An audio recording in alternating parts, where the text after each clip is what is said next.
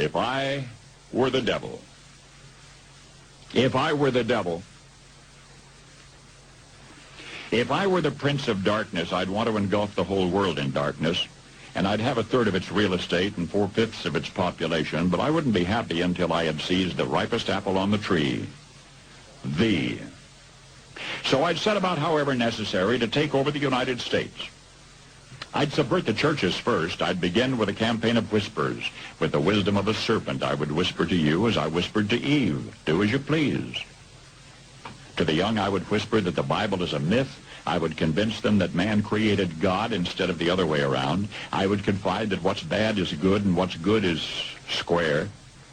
And the old I would teach to pray after me, Our Father, which art in Washington.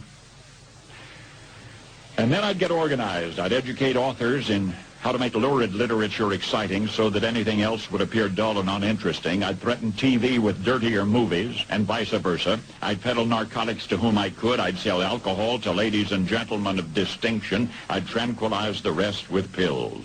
If I were the devil, I'd soon have families at war with themselves, churches at war with themselves, and nations at war with themselves, until each in its turn was consumed. And with promises of higher ratings, I'd have mesmerizing media fanning the flames.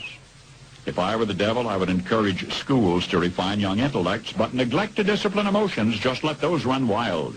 Until before you knew it, you'd have to have drug-sniffing dogs and metal detectors at every schoolhouse door. Within a decade, I'd have prisons overflowing. I'd have judges promoting pornography. Soon I could evict God from the courthouse, then from the schoolhouse, and then from the houses of Congress. And in his own churches, I would substitute psychology for religion and deify science. I would lure priests and pastors into misusing boys and girls and church money. If I were the devil, I'd make the symbol of Easter an egg and the symbol of Christmas a bottle.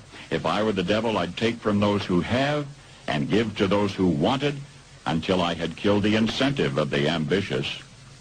And what'll you bet? I couldn't get whole states to promote gambling as the way to get rich. I would caution against extremes in hard work, in patriotism, in moral conduct. I would convince the young that marriage is old-fashioned, that swinging is more fun, that what you see on TV is the way to be. And thus I could undress you in public, and I could lure you into bed with diseases for which there is no cure.